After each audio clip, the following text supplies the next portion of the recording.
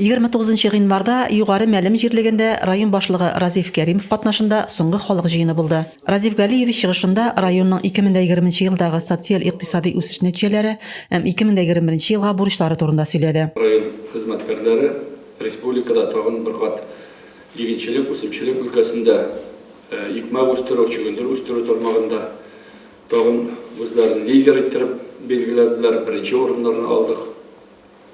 49,1%. Ситмер бөртекле кузак культуралардан уңыш җыелып алынды. Тулайым икмәк җыю 192 мең тонна булды.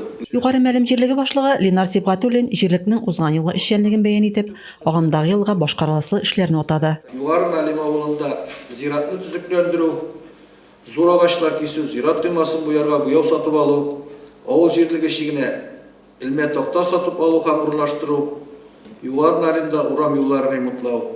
Җыенда район һәм авыл җирлегендәге оператив хәлләр, санитария эпидемиология торышы, йогышлы авыруларны профилактикалау, халыкны вакцинацияләү һәм башкалар турында сораулар каралды.